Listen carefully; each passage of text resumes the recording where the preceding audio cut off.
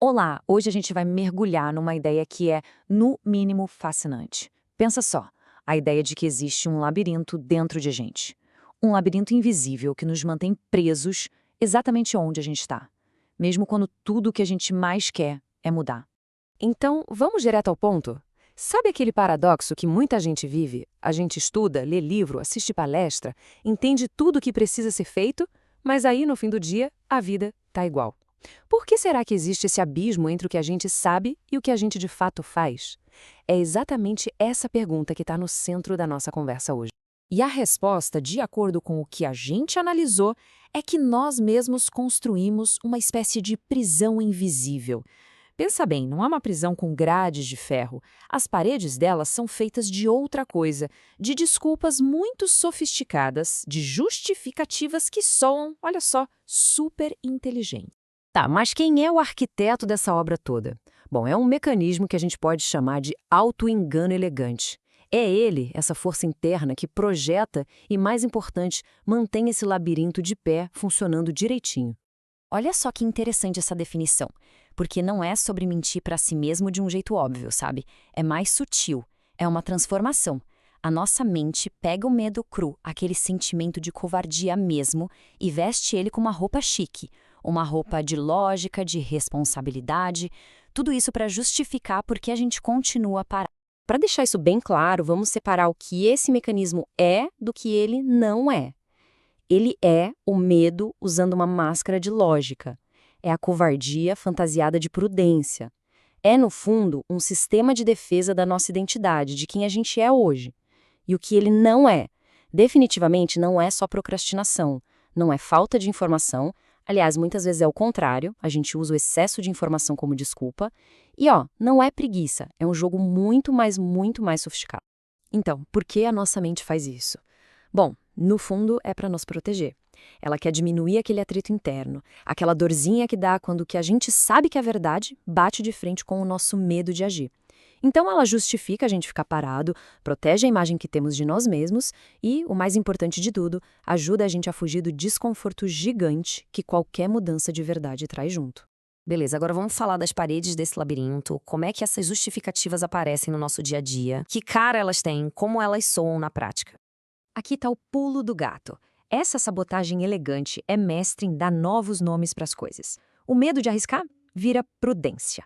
A paralisia na hora de tomar uma decisão difícil, isso é senso de responsabilidade.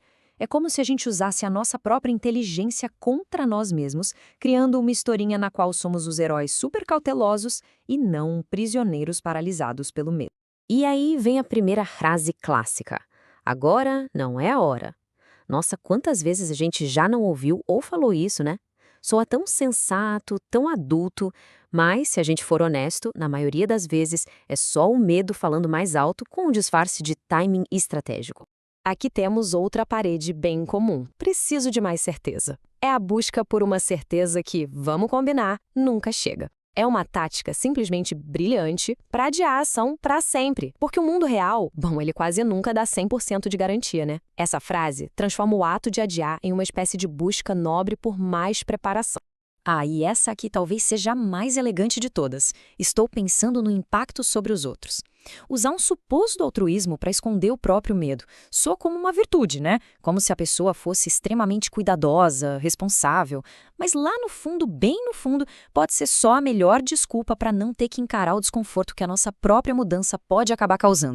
Ok, então, como a gente sabe que está preso nesse labirinto, existem sinais, sabe? Pequenos ecos que dá pra gente aprender a ouvir. E talvez o sinal mais claro de todos seja este. Quando o conhecimento só aumenta, mas a vida continua igual. Se a pilha de livros cresce, a lista de cursos aumenta, mas na prática nada muda, é um sinal de alerta gigante. É um indício forte de que o auto-engano está no controle. A consciência, nesse caso, virou só entretenimento e não uma ferramenta para mudar de verdade. Mas olha, não é só a mente que avisa. O nosso corpo é um sensor incrível dessa falta de coerência. Todo aquele conflito interno entre a verdade e o medo, ele aparece no corpo. Vira ansiedade, tensão nos ombros, um cansaço que não tem explicação. Sabe aquela sensação de ruído interno, de agitação que não passa? Pois é. Então, fica a pergunta no ar. Esses sinais soam familiares?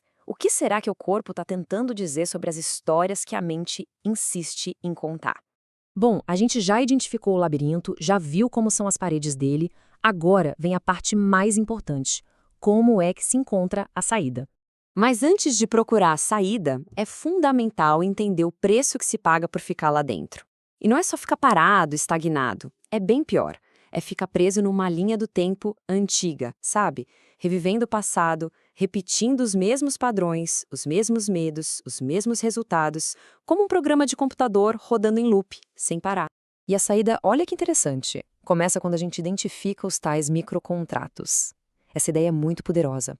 Pensa assim, são aqueles pequenos acordos quase invisíveis que a gente faz no dia a dia e que reforçam a prisão. São os tijolinhos que, um por um, a gente usa para reconstruir as paredes do labirinto todos os dias. E aqui estão alguns exemplos bem práticos. Toda vez que alguém diz sim, querendo dizer não, ou quando escolhe pertencer a um grupo em vez de bancar a própria verdade, ou, sei lá, quando pega o celular para se distrair bem na hora que precisa tomar uma decisão difícil. Em cada uma dessas situações, um microcontrato está sendo assinado, um contrato que reforça a realidade antiga. Então, o caminho para fora não é uma grande explosão, uma mudança radical da noite para o dia. É um processo de prestar atenção. Funciona assim em 3 passos. Primeiro, notar a justificativa elegante no momento em que ela aparece. Segundo, se perguntar, tá, mas qual é o medo de verdade por trás disso aqui? E terceiro, reconhecer qual é o microcontrato, a pequena escolha, que está mantendo tudo no mesmo lugar. E a gente termina com essa provocação. A questão não é sobre fazer uma grande revolução amanhã. É sobre olhar para as pequenas concessões de hoje. Qual pequeno sim dito hoje está, na verdade, traindo uma verdade muito maior? Qual pequena escolha está mantendo o labirinto de pé? A saída de verdade começa bem aí, nesse detalhe.